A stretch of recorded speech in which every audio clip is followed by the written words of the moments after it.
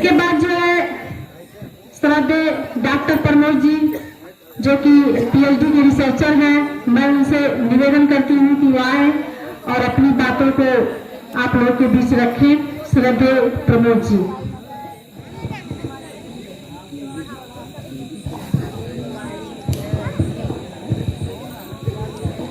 बहुत बहुत साधुवाद है आदरणीय मंजू बोध जी। साथियों, आज संकल्प दिवस के अवसर पर इस राजूपट्टी गांव में कुछ बात रखने से पहले मैं अपने महापुरुषों को याद करना चाहूंगा और आप सभी के प्रति अभिवादन करना चाहूंगा। कुछ कहने से पहले महाकारुणिक तथागत बुद्ध जो लोक गुरु हैं, तथागत हैं और जगत क्रिया को जानने वाले हैं, ऐसे सम्यक संबुद्ध के चरणों में अपने को समर्पित करते हुए सम्राट अशोक, बोधिसत्व कबीर, बोधिसत्व रविदास और राष्ट्रपिता ज्योतिबा राव फूले, माता सावित्रीबाई फूले, छत्रपति साहू जी महाराज, परम पूज्य बोधिसत्व बाबा साहब डॉक्टर भीमराव अंबेडकर और इन महापुरुषों से हम सभी को अवगत कराने वाले मैं नरकांसी राम साहब के चरणों में अपने को समर्पित करता हूं। साथ ही साथ मानवता की बेहतरी के लिए इस धरती पर बहुत सारे महापुरुष आए, लेकिन इतिहास के पन्नों में उनका नाम नहीं दर्ज हो पाया। उनके प्रति भी श्रद्धा का भाव अर्पित करता हूं। इस कार्यक्रम के आयोजक मंडल का नेतृत्व कर रहे डॉक्टर दयानंद जी जो हमारे परम मित्र हैं, हम दोनों लोग क्लास फेलो रहे हैं।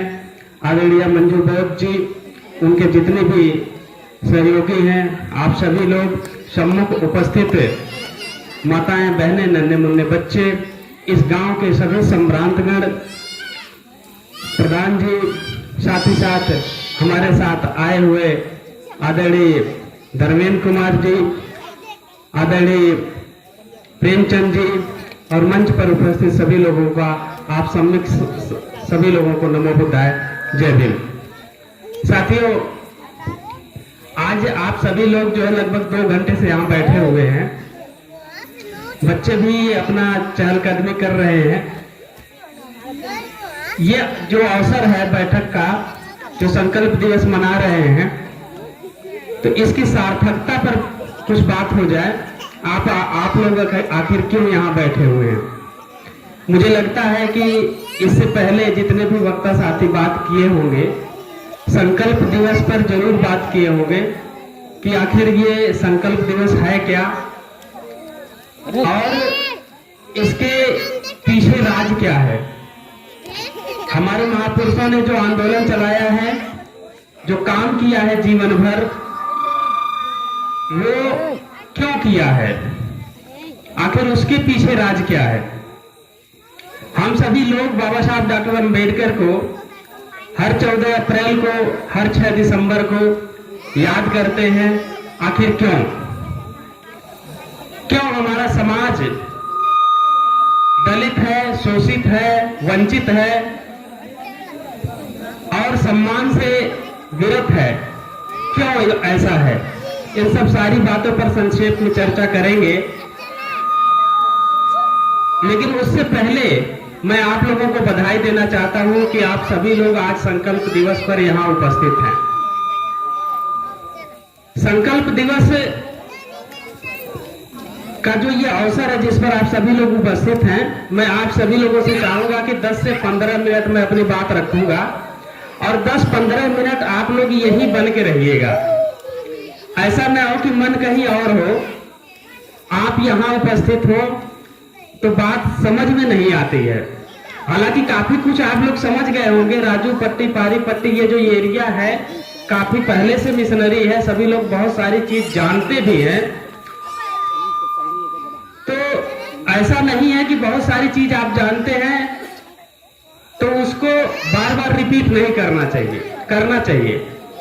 आप लोग देखे होंगे कि हमारे माइनॉरिटी समाज के लोग, जो मुस्लिम समाज के लोग हैं, अपने समाज को धार्मिक रूप से एकजुट रखने के लिए दिन भर में 5 बार नमाज अदा करते हैं और सप्ताह में कम से कम 1 बार जरूर इकट्ठा होते हैं। जुम्मे के दिन जहां उनका स्थल होता है वहां इकट्ठा होते हैं, अपने समाज की, अपने धर्म की और अपने विचारधारा से संबंधित वहां नमाज अदा करने के बाद बातचीत करते हैं, एकजुट रहते हैं। आज की जो बैठक है यह संकल्प दिवस के अवसर पर, इसको इसी अवसर के रूप में लीजिए। मैं आप लोगों से बात कर रहा था कि क्यों हमारा समाज पददलित है, शोषित है, अधिकार विहीन है, क्यों हम संस्कार विहीन है। ये सब सारी चीजों के पीछे एक कारण ये भी है कि हम सभी लोग नियमित रूप से बैठकें नहीं करते हैं। तथागत बुद्ध को अगर आप मानते हैं तो उनके जीवन की एक घटना मैं बताऊं, और उस कहानी को बताने से पहले एक बात और बताना चाहता हूं कि ये बैठक, ये जो आप लोग बैठे हैं, क्यों महत्वपूर्ण है, क्यों इतना जो आप समय दे रहे हैं ये इतना अच्छी है। मानवर कांसीराम ने कहा है कि sit together, think together and walk together. एक साथ बैठिए, एक साथ सोचिए, मनन करिए, चिंतन करिए, फिर एक साथ चलिए। इस बात को आप अपने घर में देख सकते हैं, माताएं बहनें, आप सभी लोग अपने घर में देख सकते हैं। जिस घर में सभी लोग एक साथ बैठ के खाना खाते हैं सुबह शाम, सुबह को भले टाइम न मिले लेकिन शाम को इकट्ठा होकर के खाना खाते हैं, वो घर मजबूत होता है। रोज रोज दादा से लेकर के पोता तक अगर एक जगह बैठ करके खाना खाते हैं, देवरानी से लेकर के जेठानी, सास, सब लोग एक जगह बैठ के खाना खाते हैं, वो घर मजबूत होता है, क्योंकि वहां रोज बैठक हो रही है। जिस एक दिन देवरानी उठ करके चली गई अपने घर में खाना खाने, अपने कमरे में, या कोई घर का आदमी दूसरे जगह खाना खाने लगा, उस दिन समझ लीजिए कि घर में कुछ खटपट है। उसी दिन से समस्या उत्पन्न होनी शुरू हो जाती है। और जिस घर में सभी लोग अलग अलग टाइम पे खाना खाते हैं, इकट्ठा होकर के नहीं खाते हैं, ये समझिए कि वो घर मजबूत नहीं है। क्यों मजबूत होता है वो घर जहां सभी लोग एक साथ बैठ के खाना खाते हैं? क्योंकि सभी लोग खाना खाते वक्त दिन भर भले एक दूसरे की हालचाल न पूछें, न जान पाए, लेकिन खाना खाते वक्त सभी लोग एक दूसरे से रूबरू जरूर हो जाते हैं। चेहरे से पता चल जाता है किसको दुख है, किसको सुख है, कौन किस परेशानी में है, और उसमें बातचीत हो जाती है और उसका हल भी निकल जाता है। और इसी तरीके से आप समाज में थोड़ा सा और ऊपर उठ करके देखिए तो मुस्लिम समाज के भाई लोग हर रोज मस्जिद में नमाज अदा करने जाते हैं। सप्ताह में एक दिन मस्जिद में जुम्मा की नमाज जरूर अदा करते हैं।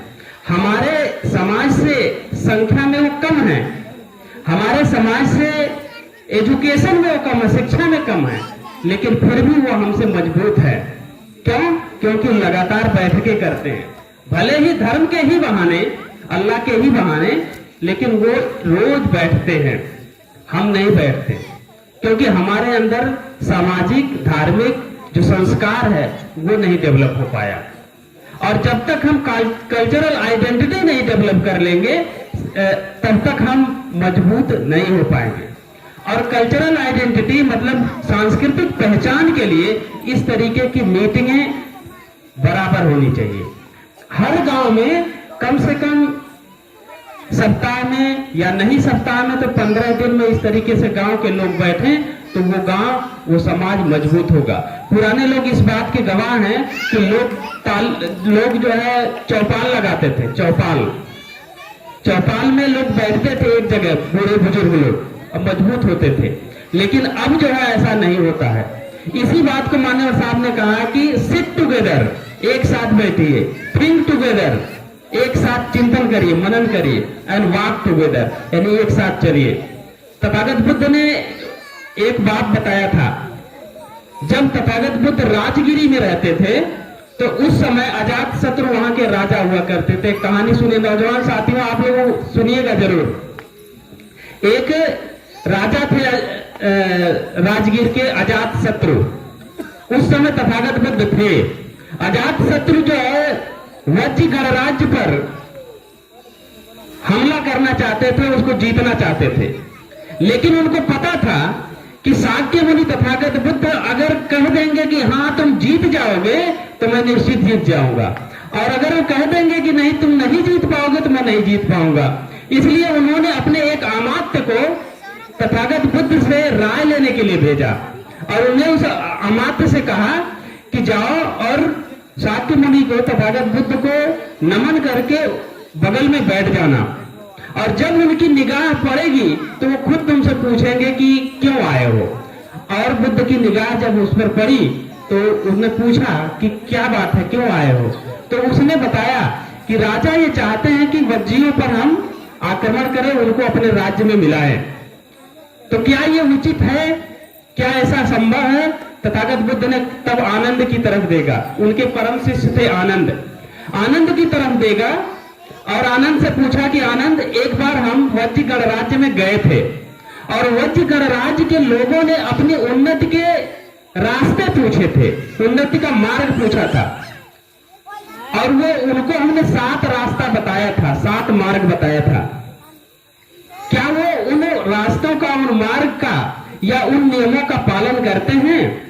उनमें से एक एक प्रश्न उन्होंने पूछा कि क्या वज्र के लोग निरंतर बैठकें करते हैं, लगातार बैठकें करते हैं, बैठक आपस में चर्चा पर चर्चा करते हैं। उन्होंने कहा कि हाँ ऐसा ही होता है।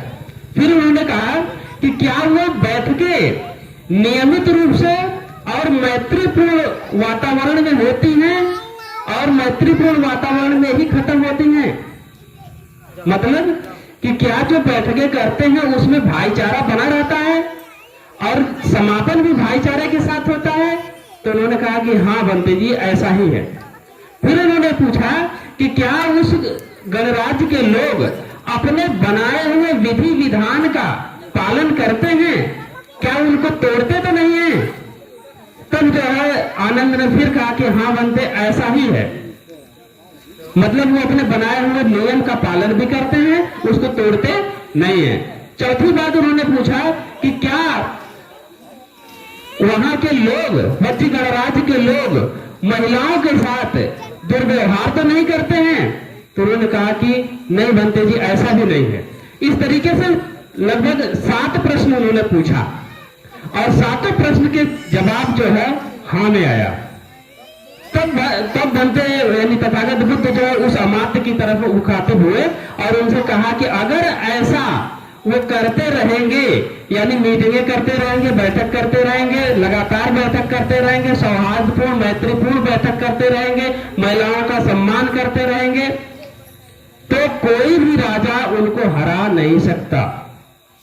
आज जानते हैं बाबा साहब डॉक्टर भीमराव अंबेडकर ने अपने वांग्मय में इस बात को लिखा है कि हमारे जो भी डिप्रेस्ड क्लास के लोग हों, चाहे जिस भी जाति के लोग हों, इन सभी लोगों के दरिद्रता का, इनके खिलाफ जो जुल्म जाति अत्याचार होता है, इसलिए होता है कि ये बिखरे हुए लोग हैं, आदिम जरायम और स्पृश्य में बिखरे हुए लोग हैं, विभिन्न जातियों में बिखरे हुए लोग हैं, इनकी समस्याएं समान हैं। ये अशिक्षित हैं, ये गंवार हैं, इनके पास पैसा नहीं है, ये गरीब हैं, ये बीमार रहते हैं, तमाम सारी समस्याएं चाहे किसी भी जाति के हों, सभी लोगों की समस्याएं समान हैं। लेकिन हम एक नहीं हो पाते हैं क्योंकि हम विभिन्न जातियों में बटे हुए हैं। यही बात जो है तथागत बुद्ध उस समय कहे थे कि सब लोग अगर इकट्ठा रहेंगे तो आपको कोई भी हरा नहीं सकता है। आज जो संकल्प दिवस के अवसर पर सभी लोग यहाँ उपस्थित हैं, मैं अपेक्षा करता हूं कि इस संकल्प दिवस के बाद भी आप सभी लोग, गांव के लोग, अपने मन की जो दुर्व्यवहार है, मन के अंदर जो कमियां हैं, उसको निकाल करके समाज हित में, अपने हित में, बच्चों के भविष्य के हित में लगातार आप लोग 10 दिन 15 दिन पर नियमित बैठकें करते रहेंगे। यही आज के संकल्प दिवस की सबसे बड़ी उपलब्धि होगी। जब बैठकें होंगी तो सारी समस्याओं का निवारण होगा। बैठकें नहीं होंगी, माँ बाप या बेटे और पिता में अगर मतभेद हो गया है और दोनों लोग एक जगह बैठेंगे नहीं तो मतभेद खत्म नहीं हो सकता है। इसलिए बैठना जरूरी है, वार्तालाप संवाद जरूरी है और संवाद के लिए बैठना जरूरी है। तो इस मीटिंग का सबसे बड़ा महत्व यही है। आज के संकल्प दिवस पर आप सभी लोग उपस्थित हैं, ये संदेश लेकर के जाने की जरूरत है। अब मैं मुख्य बात पर आता हूं। संकल्प दिवस 23 सितंबर को आप क्यों मना रहे हैं? बहुत सारे दिवस आप मनाते हैं, स्वतंत्रता दिवस, गणतंत्र दिवस, बाबा साहब की जयंती, मान्यवर साहब की जयंती और तमाम महापुरुषों की जयंती है। साथ ही साथ परिनिर्वाण दिवस भी मनाते हैं। संकल्प दिवस कौन सा ऐसा दिवस आ गया? फिर इसका नाम संकल्प ही क्यों है?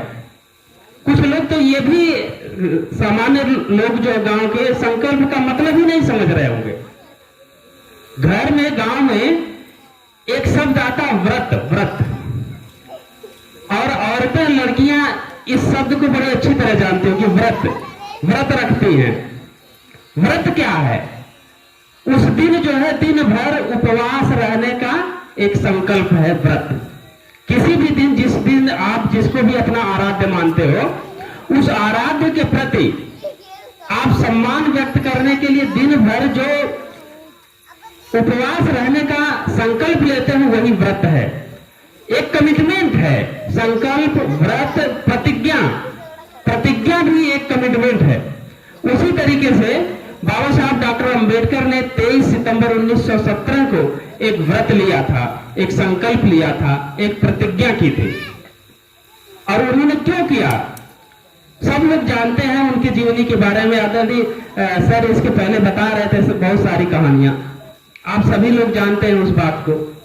लेकिन 23 सितंबर को हमारे जीवन में 23 सितंबर की वजह से इतना परिवर्तन आया है, इस पर कम फोकस हुआ है पूरे देश में, लेकिन अब इस पर फोकस हो रहा है। 23 सितंबर 1917 की वो घटना, बाबा साहब डॉक्टर अंबेडकर पढ़ के आए विदेश से, उनको पढ़ने के लिए छात्रवृत्ति सयाजी राय गायकवाड़ जो वहां के बड़ौदा के राजा थे उन्होंने दिया था। और एक अनुबंध था, एक कॉन्ट्रैक्ट था, एक समझौता था कि जब आप वहां से पढ़ के आएंगे तो हमारे राज्य में 10 साल नौकरी करेंगे, हमारे राज्य की सेवा करेंगे। और बाबा साहब इस अनुबंध से अनुबंधित थे, उसको पूरा करना चाहते थे। समय पूर्व जो है, पढ़ाई पूरा होने से पहले ही सयाजी राय गायकवाड़ जो है उनको बुलाते हैं और बाबा साहब आते हैं और उनके यहाँ नौकरी करने के लिए जाते हैं। 11 दिनों तक, माताएं बहनें समझने का प्रयास करिएगा, 11 दिनों तक उस राज्य में राजा के यहाँ वो एक अच्छे पद पर अधिकारी के तौर पर काम करते हैं। लेकिन उस 11 दिनों में उन्होंने जो जलालत झेली थी, जो अपमान झेला था, जो तिरस्कार झेला था, उस तिरस्कार ने उनको संकल्प लेने पर मजबूर किया। वो विदेश से पढ़ के आए थे, उनको लगता था कि इस देश में पढ़े लिखे लोगों का बड़ा सम्मान है, क्योंकि सामाजिक रूप से जो हमारे देश में ब्राह्मण हैं वो पढ़े लिखे उस समय थे और शेष कोई पढ़ा लिखा नहीं था। तो ब्राह्मणों का बड़ा सम्मान होता था, सब लोग पालगी पंडित जी, पालगी पंडित जी इस तरीके का कहते थे। तो वो सोचते थे कि ये पढ़े लिखे हैं इसलिए इनका सम्मान होता है। जब वो विदेश से पढ़ के आए तो सोचे कि हमारा भी सम्मान होगा, लेकिन ऐसा नहीं हुआ, क्योंकि इस देश में जाति व्यवस्था, वर्ण ऐसी चीज है जो जिस वर्ण में होगा, चाहे वो कितना भी पढ़ा लिखा क्यों ना हो, कितना भी लाखपति, करोड़पति, अरबपति, पैसे वाला क्यों ना हो, इतनी बड़ी बिल्डिंग क्यों ना हो, इससे बड़ी बिल्डिंग क्यों ना हो, आपके पास गाड़ी घोड़ा क्यों ना हो, लेकिन आपका सम्मान आपकी जाति से देखा जाता है। इस देश में अभी तत्काल की बात, बहन मायावती जी से बड़ा अनुसूचित जाति में कोई है क्या? लेकिन उनको भी चमैनिया कहा जाता है। इतना बड़ा वहदा संवैधानिक रूप से उन्होंने ग्रहण किया। 4 बार इस प्रदेश की मुख्यमंत्री रही। दुनिया की शक्तिशाली महिलाओं में वो हैं माननीय अखिलेश यादव, जो अभी पिछले बार मुख्यमंत्री थे, वो भी ओबीसी से हैं, यादव अहीर हैं। लेकिन उनसे बड़ा कौन इस देश में हो सकता है ओबीसी का। लेकिन उनके जाने के बाद उनके भी आवाज का शुद्धिकरण किया गया। क्यों? क्योंकि वो शूद्र थे। तो आप इस देश में कुछ भी हो जाओ, डॉक्टर, मास्टर, इंजीनियर, प्रोफेसर, कुछ भी हो जाओ, लाखपति, करोड़पति, आपका सम्मान आपकी जाति के आधार पर होता है। यही बात बाबा साहब के साथ भी थी और ये चीज बहुत बुरी है। मानवीय दृष्टिकोण से देखा जाए, प्राकृतिक दृष्टिकोण से देखा जाए तो इतनी बुरी है जितना कि दुनिया में कहीं नहीं है। बाबा साहब ने स्पष्टली लिखा हुआ है कि जाति व्यवस्था, वर्ण व्यवस्था एक ऐसा सिस्टम है शोषण का, इतना घटिया है जितना पूरी दुनिया में कहीं नहीं। शोषण तो पूरी दुनिया में है, गरीबी अमीरी का और तमाम सारी चीजों का, क्षेत्रवाद का, लेकिन जो यहां का सिस्टम है ऐसा पूरी दुनिया में नहीं है। और इससे लड़ने के लिए उस समय हमारे लोग 7 करोड़ 8 करोड़ हुआ करते थे, जो दलित थे, जो अस्पृश्य थे, जो छूने से जिनके गले में मटकी लटकी हुई थी, झाड़ू लटका हुआ था कमर में, ऐसे लोग 7-8 करोड़ थे। आज से 100 साल पहले की बात है। और उन लोगों का जीवन सुधारने के लिए उन्होंने संकल्प लिया। वो जब वहां से इस्तीफा दे करके निकले और उन्होंने कहा कि अब मेरे बस का नहीं है ये नौकरी करना, कि उनका चपरासी उनको तिरस्कृत करता है। आज भी ये चीजें हैं। आप ये मत समझिए कि वो बाबा साहब के समय हुई थी, अब नहीं है। आज भी यहां भी इस गांव में भी बहुत सारे अधिकारी, कर्मचारी, मास्टर होंगे। आप उनसे पूछिएगा, क्या वो कह सकते हैं कि उनके साथ जातिगत व्यवहार नहीं होता है? होता है। जिस तरीके से गांव के लोगों का होता है उसी तरीके से हर अधिकारी कर्मचारी का होता है। यहां पर मंच पर बैठे हुए कई लोग हैं, अच्छे अच्छे पद पे हैं, कोई भी कह नहीं सकता कि जातिगत व्यवहार नहीं होता है। इस सिस्टम से हम सभी को उबारने के लिए बाबा साहब डॉक्टर अंबेडकर ने एक प्रण लिया, एक संकल्प लिया 23 सितंबर 1917 को। और उस दिन उन्होंने संकल्प लिया कि अब मैं अपने अस्पृश्य 7 करोड़ भाइयों बहनों के जीवन को सुधारने के लिए, इनको मान सम्मान दिलाने के लिए आजीवन संघर्ष करता रहूंगा और इस संघर्ष से कभी भी डिगूंगा नहीं। और वो जो संकल्प लिए, वो जो प्रतिज्ञा उन्होंने किया, उस प्रतिज्ञा को जीवन भर निभाते रहे। जब तक वो मर नहीं गए, परिनिर्वाण को प्राप्त नहीं हो गए, तब तक निभाते रहे। उसी प्रतिज्ञा का फल रहा कि 17 अगस्त 1932 को हम सभी लोगों को कम्युनल राइट्स मिला, लंदन में गोलमेज कॉन्फ्रेंस में जाकर के बहस करके उन्होंने दिलाया। और उस गोलमेज कॉन्फ्रेंस में जो रिजल्ट निकल के आया वो ये कि इस देश के डिप्रेस्ड क्लास के लोग, यानी SC, ST, OBC, इस देश में जो हिंदू कहा जाता है, इन हिंदुओं के वंशज नहीं हैं, बल्कि हम सभी बौद्धों के वंशज हैं। हम सभी लोग बौद्ध जो समाज था आज से 2500 साल पहले, उसके वंशज हैं।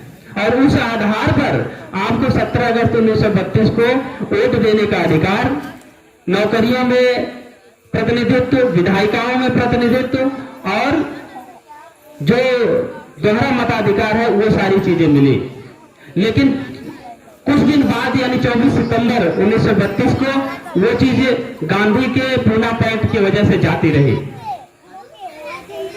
ये जो चीजें हुई, इसके वजह से आपको एक इस देश में एग्जिस्टेंस मिला, एक अस्तित्व मिला कि आप भी आदमी हो, आप भी जानवर नहीं हो। इसके पहले जानवरों जैसा सुलूक किया जाता था। और उसके आधार पर आपको संवैधानिक रूप से 1935 में जब इंडिया एक्ट बना, तो उस इंडिया एक्ट में आप सभी लोगों को एक अधिकार मिला। और वही इंडिया एक्ट बाद में संविधान में परिवर्तित हुआ। इंडिया एक्ट 1935 का 70% भाग संविधान में बाबा साहब ने रखा है। इस तरीके से कानूनी रूप से आपके साथ जो भी जुल्म जाति अत्याचार होते रहे, जो भी भेदभाव होते रहे, उस पर रोक लग गई।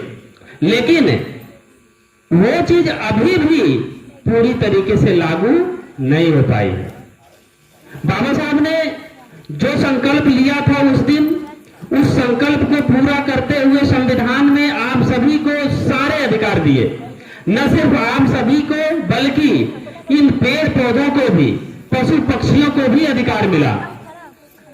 मानवीय मूल्यों पर आधारित सामाजिक व्यवस्था के निर्माण का रास्ता प्रशस्त हुआ, लेकिन अभी भी वो पूरा नहीं हो पाया है।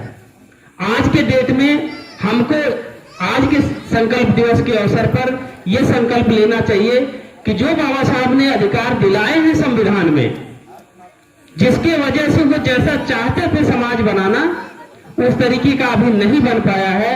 हमको उनके सपनों को पूरा करने के लिए संकल्प लेना चाहिए। और ये संकल्प कब पूरा होगा? जब आप भारतीय संविधान में जो वर्णित अधिकार है, भारतीय संविधान को जब इस पूरे देश में लागू कर पाएंगे। अब भारतीय संविधान को लागू करने के लिए आप सभी को, जैसा सर अभी कह रहे थे इसके पहले कि बाबा साहब डॉक्टर अंबेडकर जो उंगली का इशारा कर रहे हैं, आपको संसद पर कब्जा करना होगा, राजा बनना होगा इस देश का हुक्मरान बनना होगा, तब आप उस संविधान को लागू कर पाएंगे।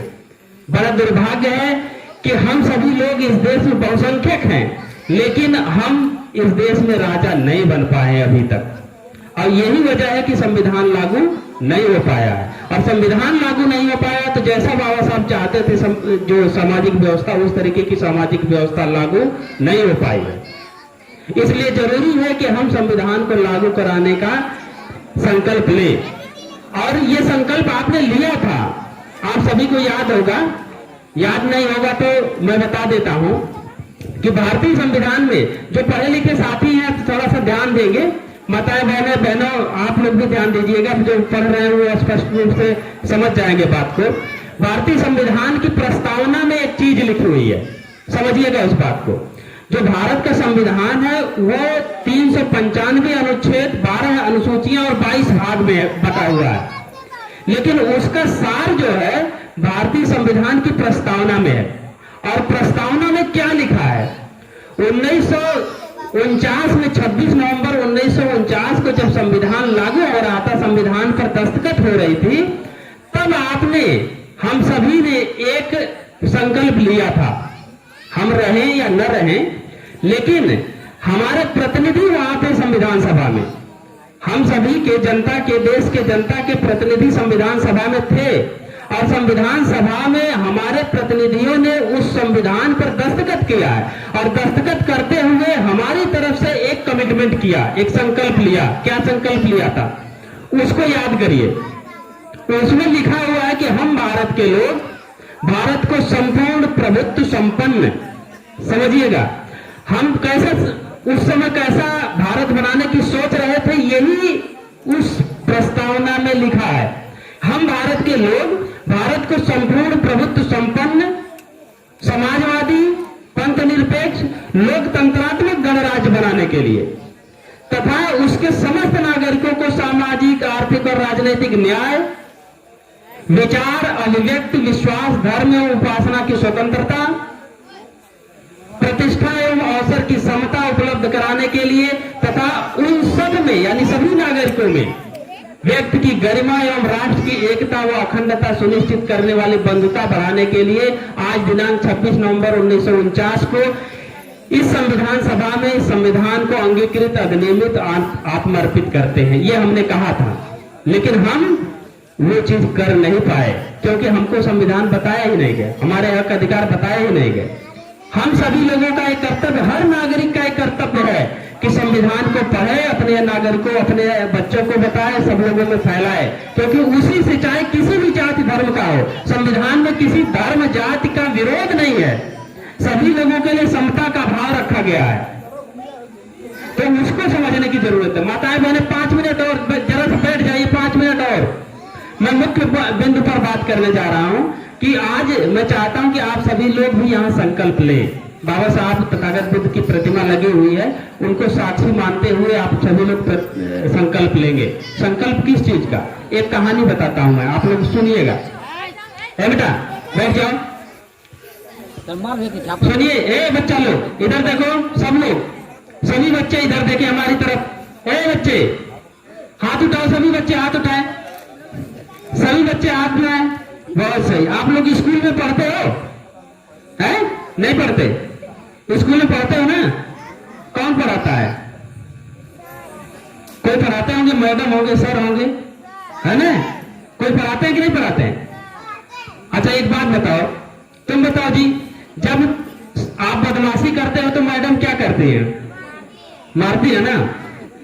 सर भी मारते होंगे। मैं सर हूं, समझ रहे? अब बदमाशी करोगे तो क्या होगा? बात समझ गए ना? शांति से सुनो, 5 मिनट सुनो ध्यान से। अब मैं आप लोगों को एक चीज बताने जा रहा हूं, एक कहानी सुनिएगा। एक गाड़ी जा रही, गाड़ी एक्सीडेंट होने का खतरा है। खतरा 2 तरीके से होता है। जब गाड़ी से आप जा रहे हैं तो खतरा 2 तरीके से होता है। एक तो सामने वाला आपको आकर के टक्कर मार दे, ठीक है? ए सर रुक जाइए अभी थोड़ी देर, नहीं रुक जाइए ना, बात रुक जाइए, सुनिएगा ध्यान से। ये कैंडल अभी बांटा जाएगा, कैंडल को हाथ में लेकर के संकल्प लिया जाएगा। और उस संकल्प को लेने से पहले मैं एक कहानी बताने जा रहा हूं, और कहानी से पहले त्रिशूल और पंचशील की व्याख्या आप लोगों को बताऊंगा। बैठ जाओ बेटा, ले लीजिए, डिस्टर्ब कर रहे हैं सर। तो सुनिएगा ध्यान से कि जब हम गाड़ी लेकर के रोड पे जा रहे हैं तो एक्सीडेंट हो जाता है। अक्सर एक्सीडेंट 2 ही कारण से होता है। या तो सामने से जो वाहन आ रहा है, जो गाड़ी आ रही है, उसका ड्राइवर आपकी गाड़ी में सीधे टक्कर मारते जानबूझ के, तब होता है। या तो आप इधर से जा रहे हैं तो आप गलत फहमी में हैं, यानी सही गाड़ी नहीं चला रहे हैं। अगर आप गाड़ी सही नहीं चला रहे हैं तब भी टक्कर होगी, और वो सामने वाला सही नहीं चला रहा है तब भी टक्कर होगी। एक्सीडेंट 2 दशा में होता कि नहीं होता है? अगर आप गलत चला रहे हैं तब भी टक्कर होगी, और उधर से अगर जो है सामने वाला गलत आ रहा है तब भी टक्कर होगी, एक्सीडेंट होगा। इसी तरीके से हमारे जीवन में जो दुख है, बात को समझिएगा, हमारे जीवन में जो दुख है उसके भी 2 कारण होते हैं। एक तो हमारे आचरण, हमारे संस्कार, ये जिम्मेदार हैं। दूसरा, कोई हमारा दुश्मन हमको परेशान करता है, तब हम दुखी होते हैं। तो जो दुश्मन परेशान करता है उसके लिए तो नियम है, कानून है, पुलिस है, थाना है, संविधान है। बात को समझिएगा। जब दुश्मन कोई दूसरा आदमी आपको परेशान करे, दुखी करे, तो उसके लिए नियम, कानून, थाना, अदालत, संविधान है। वहां आप अपील करोगे कि हमको ये मारे हैं, ये गरियाए हैं, ये परेशान किए, हमारा ये लूट लिए, ये छीन लिए, आप जाओगे। हो सकता है कि कानून का पालन हो और आपको न्याय मिले। लेकिन जब आपका आचरण गलत है तो कोई कानून क्या करेगा? बात समझ रहे हैं? कोई कानून, कोई संविधान ही काम नहीं करेगा। इसलिए आपको गाड़ी चलाने से पहले सीख लेना चाहिए। जरूरी इस बात का तथागत बुद्ध ने कहा है। अब मैं सील पे आ रहा हूं। जब कार्यक्रम शुरू हुआ होगा तो आप सभी लोगों ने त्रिशरण पंचशील लिया होगा, 3 शरण और पंचशील लिया होगा। त्रिशरण पंचशील हमारे जीवन में क्यों जरूरी है, इस बात को भी समझने समझाने के बाद ये कैंडल आपके हाथों में जाएगी। आपने कहा होगा नमो तस्य भगवतो अरहतो सम्मा सम्बुद्धस्य, 3 बार नमन किया होगा।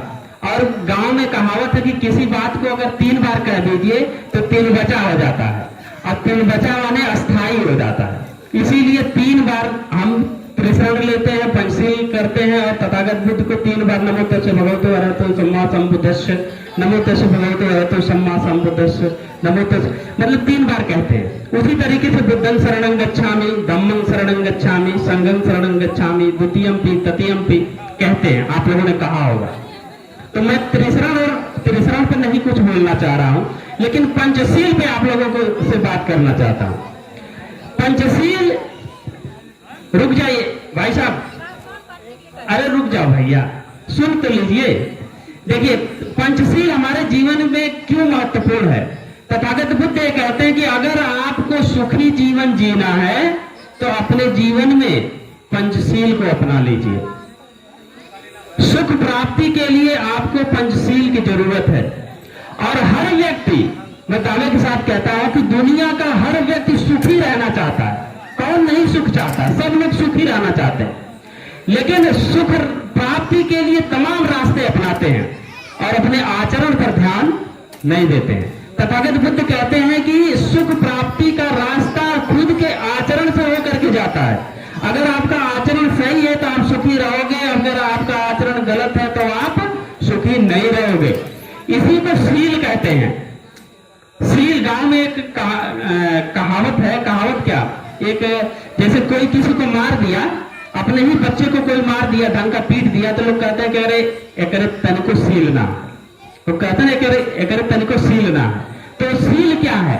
करुणा, दया, मैत्री की भावना शील है।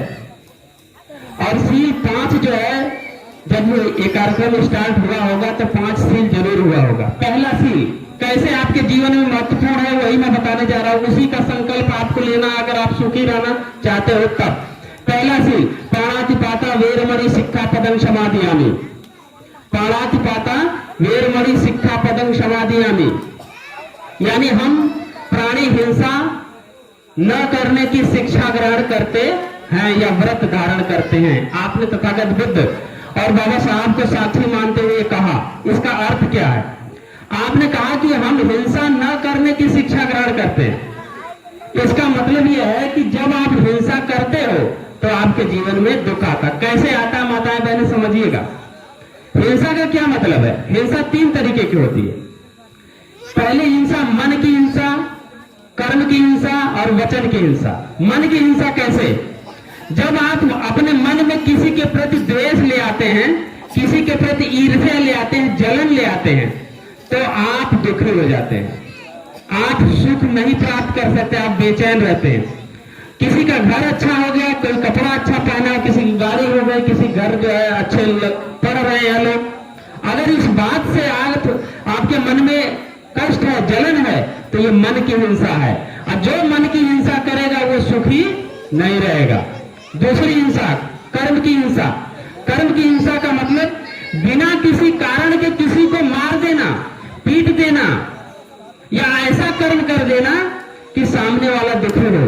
तो जब सामने वाला दुखी होगा तो वो भी आपको हानि पहुंचाएगा, तो आप भी दुखी होगे, सामने वाला भी दुखी होगा, पूरा वातावरण दुखी होगा, तो कहां सुख मिलेगा?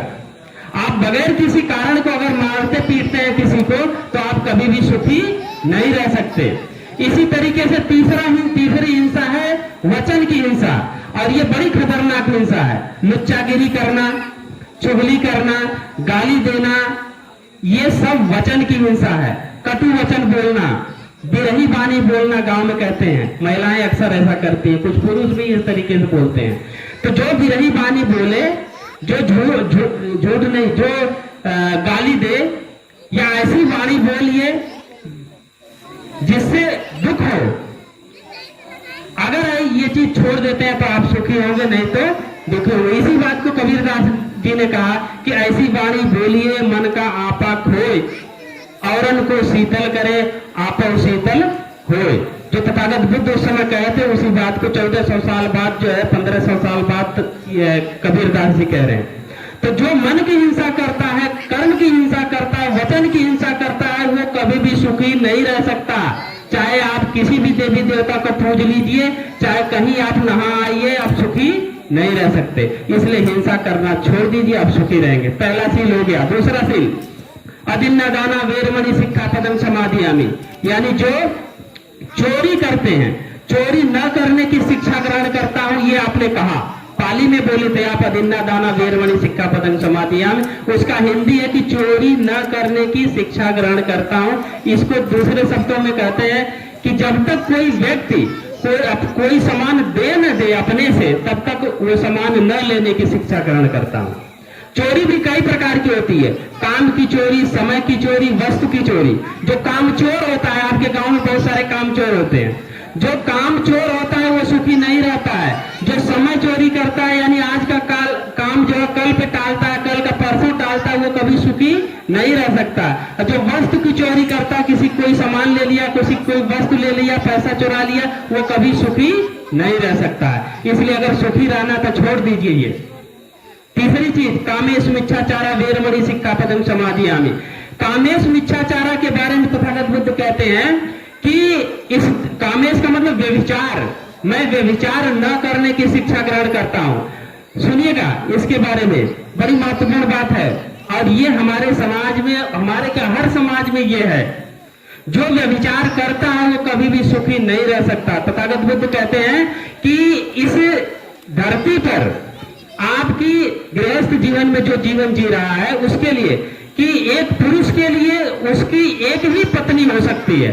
एक पत्नी के अलावा जितनी स्त्रियां हैं, उसकी माँ हो सकती है, बहन हो सकती है, दादी हो सकती है, फूफा हो सकती है, कुछ भी और रिश्ते में हो सकती है, लेकिन पत्नी सिर्फ और सिर्फ एक ही हो सकती है। जो इस नियम का उल्लंघन किया वो व्यभिचारी है और वो कभी सुखी नहीं रह सकता, ये बुद्ध कह रहे हैं। उसी तरीके से महिलाओं के लिए है कि उसका पति सिर्फ और सिर्फ एक ही हो सकता है। अगर उसने इस नियम का उल्लंघन किया तो वो कभी सुखी नहीं रह सकती। ऐसे लोग चरित्रहीन होते हैं, उनका चरित्र दूषित होता है, उसको उस परिवार का चरित्र दूषित होता है, उस समाज का चरित्र दूषित होता है। ऐसे लोग कभी भी सुखी नहीं रह सकते हैं। चौथी सील उन्होंने दिया, मूषावादा बेरमणि सिक्कापदम समाधियामी, यानी झूठ न बोलने की शिक्षा ग्रहण करता हूं। अगर आपको सुखी रहना है तो झूठ बोलना बंद कर दीजिए। झूठ बोलने के भी कई तरीके हैं। किसी बात को बढ़ा चढ़ा के बोलना झूठ है, और तथ्य गोपन करना भी झूठ है। छुपा लेना, किसी बात को छुपा लेना भी झूठ है। अगर आप ऐसा करते हैं तो जैसे मैं आज यहाँ बोल रहा हूं और घर जाकर के या अपने जहां रहता हूं वहां जाकर के दूसरा व्यवहार करूं, तब आपको लगेगा कि वहां तो आकर के बड़ी बड़ी बात बोल रहे थे। तो उसी समय आपके मन में मेरे प्रति जो सम्मान है वो घट जाएगा। व्यक्ति कभी भी सुखी नहीं रह सकता है। इसलिए व्यभिचार नहीं करना, ये मैं नहीं कह रहा हूं, ये तथागत बुद्ध कह रहे हैं। और पांचवी सील हमारे समाज के लिए बहुत ही महत्वपूर्ण है। क्यों? खास करके पुरुष समाज के लिए, क्योंकि ये सील इसके पहले की जो 4 सीलें हैं उसको खत्म कर देती हैं। तथागत बुद्ध ने कहा है कि कोई भी व्यक्ति, चाहे महिला हो या पुरुष हो, वो वही काम करता है जो उसका मन कहता है, क्योंकि मन ही सारी प्रवृत्तियों का अगुआ है। अगर मन सही दिशा में है तो आप सही दिशा में जाएंगे, संस्कारिक होंगे। मन गलत दिशा में है तो आप गलत दिशा में जाएंगे, आपका संस्कार दूषित होगा, तो आप दुखी होंगे। इसलिए मन को अपने कंट्रोल में रखिए, और कोई भी ऐसी चीज जो आपके मन में प्रमाद उत्पन्न करे उसको नहीं लेना। सुरा मेरे मज्ज प्रमादत्थाना वेरमणि सिक्खापदं समाधियामि, यानी कि वो हर चीज जो सुरा है, मेरे है, मज्ज है, जो प्रमाद उत्पन्न करती है उसको नहीं लेना। यानी कच्ची पक्की शराब, भांग, धतूरा, सुरती, बीड़ी, कुछ भी ऐसी चीज, ताड़ी, ये सब सारी चीजें जो आपके मन को आपके कंट्रोल में नहीं रख पाती हैं, ऐसी सारी चीजों को नहीं लेना चाहिए। हमारे समाज में सबसे बड़ी विसंगति यही है। हम 400 रुपए 500 रुपए दिहाड़ी कमा करके आते हैं, आधा उधर खर्च करके आते हैं, पी करके आते हैं, और आधा लेकर के आते हैं तो उसमें हमारे पूरे परिवार का खर्च चलता है, बीवी बच्चों की दवा दारू, ये कपड़ा लत्ता, ये सब सारी चीजें, पढ़ाई लिखाई सब उसी में होती है। और आधा हम पी करके आए तो हमारा मन हमारे कंट्रोल में नहीं रहा, हम अपने बच्चे को मारते हैं, अपने बीवी को गाली देते हैं, हम व्यभिचार भी करते हैं, और अगर लत लग गई तो हम अपने घर के चोरी करके गहने गुड़िया सब बेच डालते हैं। और जिसका मन कंट्रोल में नहीं है वो व्यभिचार भी करता है, वो अड़ोस पड़ोस यहाँ वहां व्यभिचार भी करता है, और वो हिंसा भी करता है, मारपीट पर उतारू हो जाता है। जब मारपीट पर उतारू होता है तो पुलिस, थाना, अदालत वहां जाता है, कितना नुकसान होता है। कहां सुखी रहोगे आप? तथागत बुद्ध ने कहा है कि अगर सुखी रहना है तो इन 5 सीलों को अपने जीवन में उतार लो, आप सुखी रहोगे। आपको किसी मंदिर में, किसी मस्जिद में, किसी गिरजाघर गुरुद्वारे में या तीर्थ व्रत करने की जरूरत नहीं है। ये बुद्ध का मार्ग है, और इसी मार्ग को बाबा साहब डॉक्टर अम्बेडकर ने 6 दिसंबर 14 अक्टूबर 1956 को हम सभी को दिया था। और उन्होंने कहा था कि अगर ये संविधान जो कि चलाने वाले लोगों की मंशा पर निर्भर करेगा, अगर वो नहीं चाहते हैं आपको न्याय देना, तो आपके सामने एक मार्ग और है, वो है धम्म का मार्ग। आज की स्थिति यह है कि संविधान को चलाने वाले लोग ऐसे हैं जो आपको न्याय नहीं देना चाहते। इस समय जो शासन सत्ता में बैठे हुए लोग हैं वो आपके साथ न्याय नहीं करना चाहते हैं। तो आपके सामने एक और रास्ता है, धम्म का मार्ग। अगर आपने धम्म को अपने जीवन में उतार लिया तो समझिए कि आपका अस्तित्व बना रहेगा। इसीलिए जरूरी है दोनों बातें। बाबा साहब डॉक्टर अम्बेडकर ने हमको बुद्ध का रास्ता दिया। पहले भी हमारे पूर्वज बुद्ध के रास्ते पे थे, लेकिन हमको पता नहीं था। हम 2,500-3 हजार साल से शिक्षा से वंचित थे, इसलिए हम अपने इतिहास को नहीं जान पाए थे। बाबा साहब अम्बेडकर ने शिक्षा का अधिकार दिया, इस वजह से हम सभी लोग पढ़ पा रहे हैं। तो 2 रास्ते उन्होंने दिया। एक तो संविधान का रास्ता, जिससे आप न्याय पा सकते हैं, समता, स्वतंत्रता, न्याय और बंधुता पर आधारित सामाजिक व्यवस्था का निर्माण कर सकते हैं। दूसरा रास्ता धम्म का, जिससे आप चरित्रवान हो सकते हैं, सुख अर्जित कर सकते हैं। इन 2 बातों को आप सभी लोग अपने जीवन में उतारें, इसका प्रचार प्रसार करें। आप मजबूत होंगे, आपका समाज मजबूत होगा, सब लोग सही होंगे। आज मैं चाहता हूं कि इसी बात का संकल्प हम सभी लोग संकल्प दिवस के अवसर पर बाबा साहब तथागत बुद्ध को साक्षी मानते हुए इसी बात का संकल्प लें। आप सभी लोग संकल्पित होने के लिए खड़े हों। उससे पहले मैं चाहता हूं कि सभी लोग इधर आकर के एक लाइन लगा ले। बच्चे पहले आगे आ जाएं। बच्चे लोग खड़ा हो जाओ, सब लोग लाइन से खड़े हो जाओ। इसके बाद ये संकल्प हम कराने जा रहे हैं और इस संकल्प के बाद हमारे साथ सर आए, धर्मेंद्र सर। आप भी बहुत अच्छे विचारक हैं। संक्षेप में इस कार्यक्रम का कंक्लूजन रखेंगे। उसके बाद आपकी जो इच्छा, जैसे भी आप कार्यक्रम को संचालित करना चाहें संचालित करिएगा, या खत्म करना चाहें खत्म करिएगा। सभी लोग 2 लाइन में, बच्चे लोग 2 लाइन में हो जाएं। लाइन लगाइए। पीछे हो जाओ, थोड़ा पीछे हो जाओ। अभी केवल दे दीजिए सर, सबको पहले लाइन लगा करके दे दीजिए। आप सभी लोग खड़े हो जाइए जरा। आप लोग भी आ जाइए इधर लाइन में आ जाए, अच्छा लगेगा। थोड़ा दूर, थोड़ा और पीछे। मैडम थोड़ा और पीछे लगाइए दूसरी लाइन, क्योंकि आगे कैंडल करेंगे ना, जला देंगे। दे दीजिए।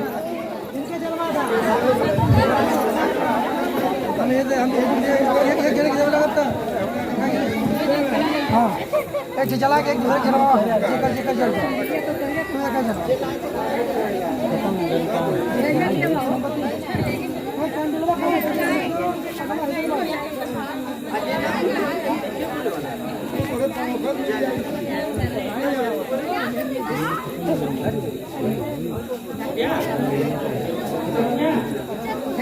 चलिए ठीक है। सभी लोग जिनके पास कैंडल नहीं है, जिनके पास भी कैंडल नहीं है या नहीं जल पाई, वो हाथ आगे कर लेंगे। तथागत बुद्ध की और बाबा साहब को साक्षी मानेंगे।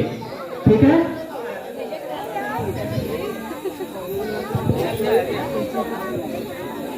ऐसे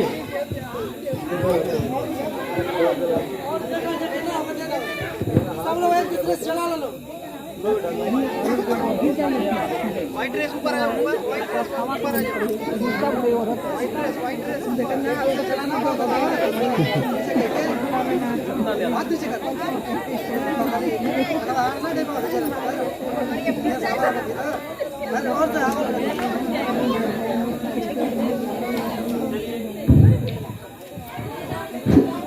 जिनके हाथों में कैंडल नहीं है वो लोग अपना हाथ आगे कर लेंगे। हाँ, एक सभी लोग हाथ आगे कर लीजिए। एक हाथ में पकड़ लीजिए, एक हाथ आगे कर लीजिए। और ये हाथ आपका तथागत बुद्ध और बाबा साहब को इंगित करेगा, ध्यान रखिएगा।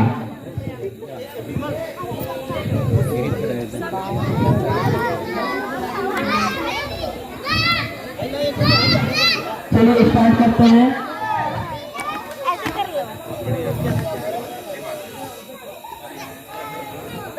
तो जैसा मैं बोल रहा हूं वैसा बोलिएगा आप लोग। मैं, जोर से बोलिएगा। मैं आज संकल्प दिवस के अवसर पर तथागत बुद्ध, बोधिसत्व कबीर, बोधिसत्व रविदास, परम पूज्य बोधिसत्व बाबा साहब डॉक्टर भीमराव अम्बेडकर, अन्य सभी महापुरुषों को साक्षी मानते हुए आज यह संकल्प लेता हूँ कि मैं प्राणी हिंसा नहीं करूँगा, मैं चोरी नहीं करूँगा, मैं व्यभिचार नहीं करूँगा, मैं झूठ नहीं बोलूँगा, मैं शराब या नशा नहीं करूँगा। साथ ही साथ बाबा साहब डॉक्टर भीमराव अम्बेडकर द्वारा रचित संविधान के प्रति आस्था रखते हुए 26 नवंबर 1949 को लिए गए अपने संकल्प को पुनः दोहराता हूँ। हम भारत के लोग भारत को संपूर्ण प्रभुत्व संपन्न समाजवादी तंत्र निरपेक्ष लोकतंत्रात्मक गणराज्य बनाने के लिए तथा इसके समस्त नागरिकों को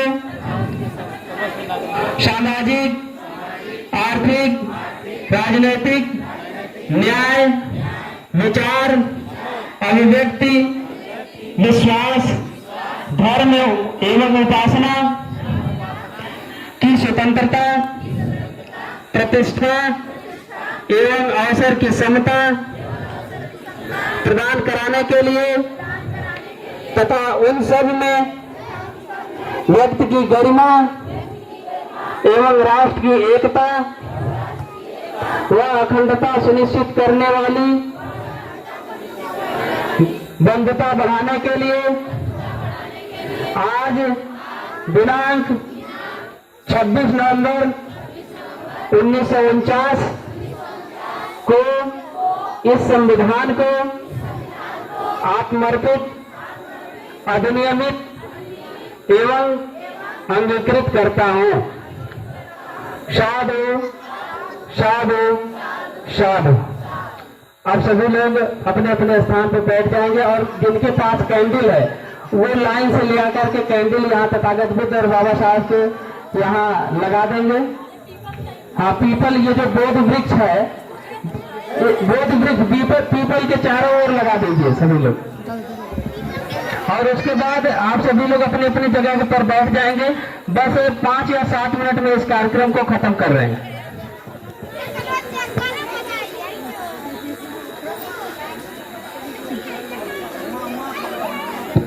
यह पीपल नहीं है, बल्कि इसको बोध वृक्ष कहा जाता है। वैज्ञानिक दृष्टिकोण से जो लोग पढ़े लिखे हैं वो लोग जानते होंगे कि पीपल वह वृक्ष है जो वातावरण को सबसे ज्यादा शुद्ध करता है, सबसे ज्यादा, सभी पेड़ों में सबसे ज्यादा ऑक्सीजन हमको प्रदान करता है, जो प्राणवायु है। साथ ही साथ आप ऐतिहासिक रूप से इस बात से भी अवगत होंगे कि तथागत बुद्ध को ज्ञान इसी पीपल के वृक्ष के नीचे निरंजना नदी के किनारे बोध गया में प्राप्त हुआ था। इसलिए हमारे संस्कारों में, हमारे धर्म में, हमारे मिशन में इस पीपल के वृक्ष का बड़ा महत्व है। आप सभी लोग बैठ जाए 5 मिनट के लिए और उसके बाद कार्यक्रम समापन की तरफ आएगा। सभी लोग, बच्चा लोग आ जाइए, जो जहां बैठा था वहीं बैठ जाओ। बहुत अच्छे, आ जाइए, सब लोग बैठ जाइए।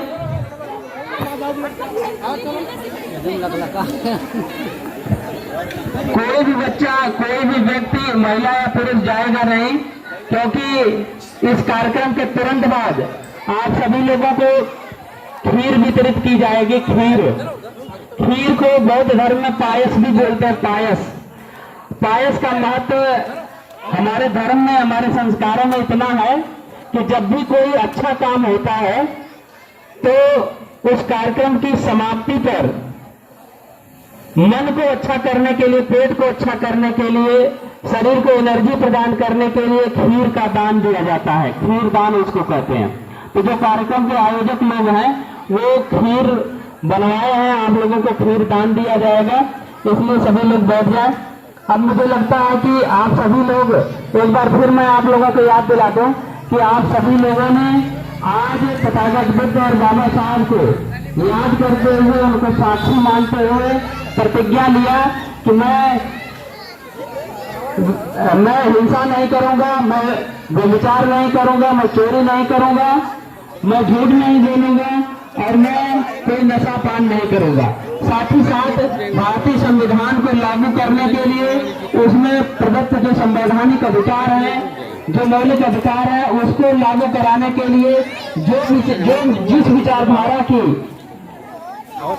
उस विचारधारा की राजनीतिक दल को हम समर्थन करेंगे जो संवैधानिक महत्व को समझती है, तवज्जो देती है और हमारे जो महापुरुष हैं उनके अनुसार चलती है। इसलिए मैं और एक बार फिर आप सभी लोगों को इस संकल्प दिवस पर बधाई देते हुए अपनी बात को समाप्त करता हूं और अपेक्षा करता हूं कि आप सभी लोग पुनः इस तरीके के कार्यक्रम को आयोजित करते रहेंगे। महीने में एक बार 2 बार आप लोग आयोजित करते रहेंगे। अगर इस तरीके का नहीं हो पाता है तो कम से कम जो पूर्णिमा होती है, अमावस्या होती है या अष्टमी होती है, उस दिन सभी लोग जो है अपने अपने घरों में इस तरीके का प्रचार पेंसिल जरूर करें, बल्कि अड़ोस पड़ोस के लोगों को बुलाएं। जैसे एक समय होता था कि त्रिलोकीनाथ की कथा होती थी, हर गांव में त्रिलोकीनाथ की कथा होती थी, गांव भर इकट्ठा होता था, प्रसाद पाता था और जाता था, जय जयकार लगाता था। इसी तरीके से ये भी आप सभी लोग एक संस्कार के रूप में इसको डेवलप करें। इन्हीं बातों के साथ मैं अपनी बात समाप्त करता हूँ। आप सभी लोगों को बधाई देते हुए सादर नमस्कार। जय हिंद। बहुत अच्छा रहा सर। अब इसके बाद धर्मेंद्र सर आए और अपनी बातों को रखें।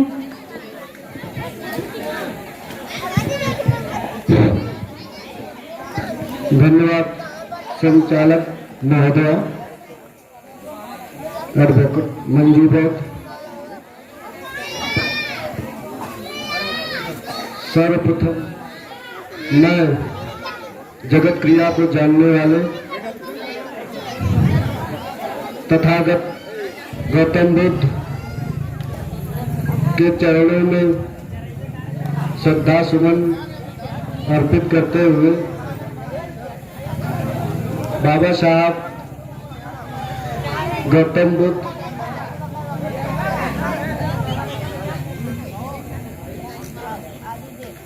बाबा साहब डॉक्टर भीमराव अंबेडकर के चरणों में श्रद्धा सुमन अर्पित करता हूं और अपने समाज में जन्मे तमाम संतों, गुरुओं, महात्माओं के चरणों में श्रद्धा सुमन अर्पित करते हुए इस कार्यक्रम के व्यवस्थापक और इस ग्राम सभा के सम्मानित सभी बड़े बुजुर्गों, माताओं, बहनों को सादर नमोबुद्धाय जय भीम। जैसा कि अभी हमारे साथी डॉक्टर प्रमोद कुमार आप लोगों को संकल्प दिवस के बारे में विस्तृत रूप से और संकल्प लेने की जो भी चीजें थी उसके बारे में विस्तृत चर्चा हुई और संकल्प भी आप लोगों को दिया गया। मैं ज्यादा नहीं 2-3 मिनट समय आप लोगों को लूंगा। मेरा कहना यह है कि हमारे समाज में हमारे पास